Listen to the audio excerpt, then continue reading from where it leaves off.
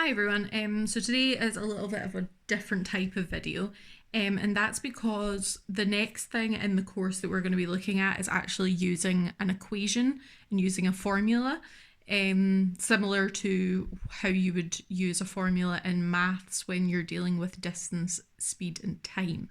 Okay, a lot of physics is math based. If you didn't know that, then well, it is, and this is the start of it. And before we jump into using formulas, we just need to learn and go over a few different things. And the first thing is unit prefixes. Now, I've mentioned before in my videos that everything in physics we need to give a unit to. So for example, if we were measuring a distance, we always measure distance in meters, and meters is the unit for distance. If we were measuring a time, we would always measure time in seconds, and that would be our unit. Okay, thinking back to your S1 electricity topic, we always measured a voltage in volts. We always measured current in amps. So hopefully that jogs your memory a wee bit. So those are units. Unit prefixes are things that come before units, okay, and they stand for certain things. Okay, so what we're going to do is we are just going to go through the unit prefixes and explain what they mean. So if you see a small n in front of a unit, the n stands for nano. Okay, you might have heard the word nano before. It just means like really, really small, maybe like nanotechnologies or something like that. It just means like really small technologies. And it means that because if you see an n in a problem or a question, the n actually stands for times 10 to the negative 9.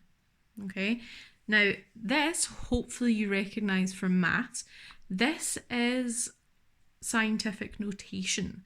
Now, just before I go on and tell you everything else, I'm just going to remind you what this actually means. Okay, so I'm just going to use another little bit of paper here.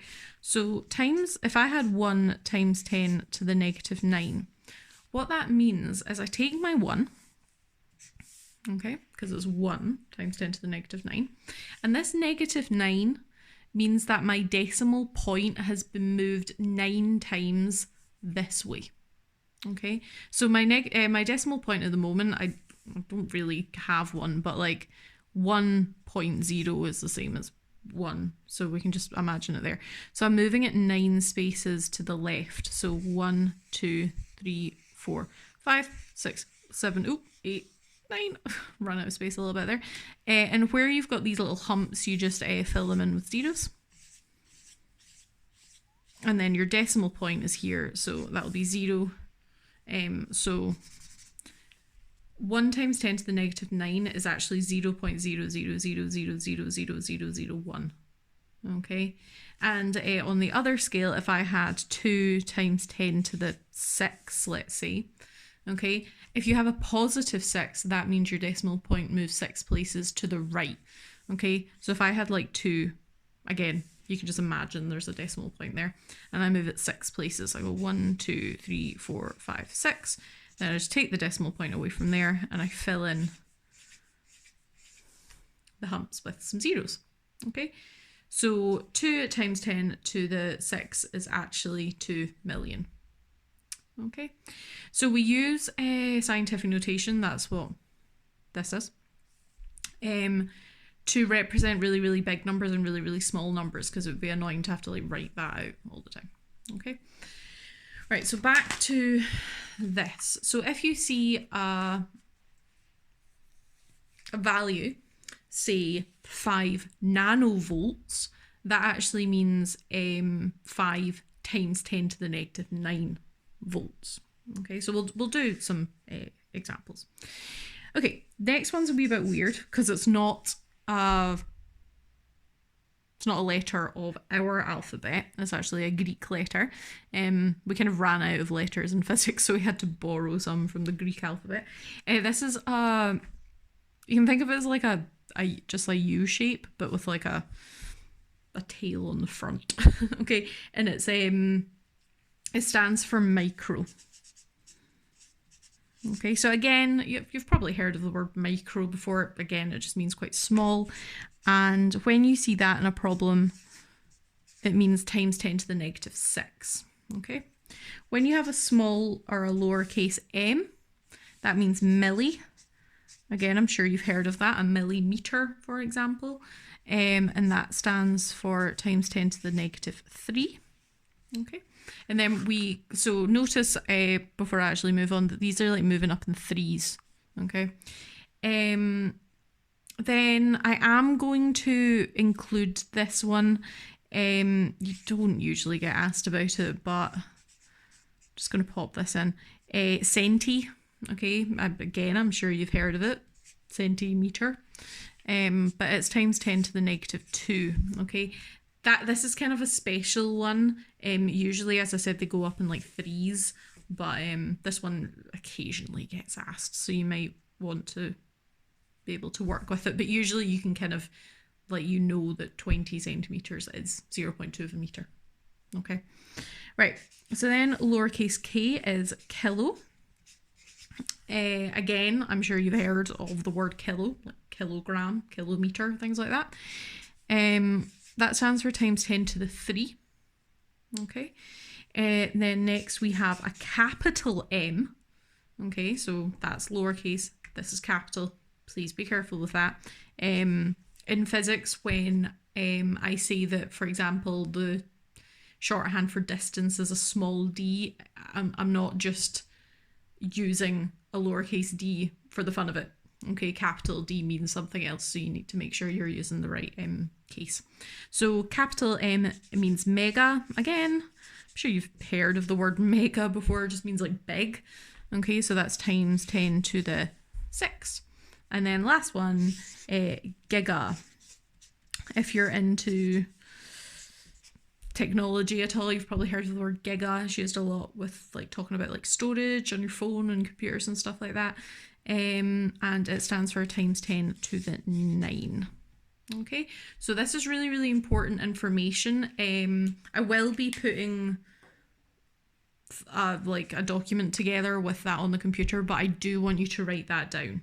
Okay, let's look at just like a few examples. So if I was doing like a question and it was giving me information about voltage, let's say, and it said that I had a voltage of 9 millivolts, okay? So this is the unit. Oh, sorry, my phone's buzzing. There you go. So if that's volts, okay, the thing that comes before it is our unit prefix. So you look at your list and you go, right, what does small m stand for? Small m stands for times 10 to the negative 3. So what you do is you replace this m, okay, with times 10 to the negative 3. So this will be 9 times 10 to the negative 3 volts. Okay, so just instead of this m, we're just putting times 10 to the negative 3. Now, you don't actually need to then convert this into like normal form. Okay, this in normal form would be 0.009 volts, but you don't actually need to worry about that because we'll be working with calculators like this. If you don't have a scientific calculator, please get one. You will need one. You'll need one not only in sciences, but you will require one for maths at any level. So yeah, get one. So you want something like this. I think this is the newer version, so you'll probably see them looking like this. But anything that's got all the buttons and stuff, I do recommend you get a Casio one. Okay, they are just the best, I think. Now, as I was saying, you don't actually need to worry about what this is in normal form because you can just put this straight into your calculator. Hopefully you know that from maths. So if I wanted to put 9 times 10 to the negative 3, I just put 9 and then press this button, times 10 to the, and then I just put negative 3. Okay, and then I can just multiply that by something or whatever. Okay. So if I had then 14 kilovolts, okay, now look at my list and I go, right, what does K stand for? K stands for times 10 to the 3. Okay, so I would have 14, and then I replace this k. Now I'd have times 10 to the 3. Okay, so I'm just replacing this k with this, volts. Okay, again, I don't actually need to worry about what that is in normal form. It is 14,000, but I can just pop that right into my calculator. So I can do 14, then press this button, times 10 to the, and then it's times 10 to the 3. I don't need to worry about this negative here, just put 3. Okay, and then if you do that, it actually gives you it in like normal form, but you don't need to change it into normal form. I'll do one more. So if I had a question and it was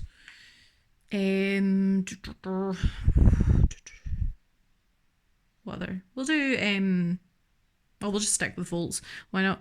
If I had like 0.4 and then it was microvolts. Okay, so this weird thing, okay, stands for times 10 to the negative 6. So that would be 0.4 times 10 to the negative 6 volts. Okay, so please be aware that I'm still putting the units, okay, on the end. I'm just replacing the unit prefixes here. I'm still putting the units. Okay, and again, I can just pop that in my calculator, 0.4 times 10 to the negative 6, and then I can go ahead and like divide that by whatever. If you get a funny number like this on your calculator, press this button, the SD button. Okay, so if I press that, it changes it into like normal form. Okay, so that is unit prefixes.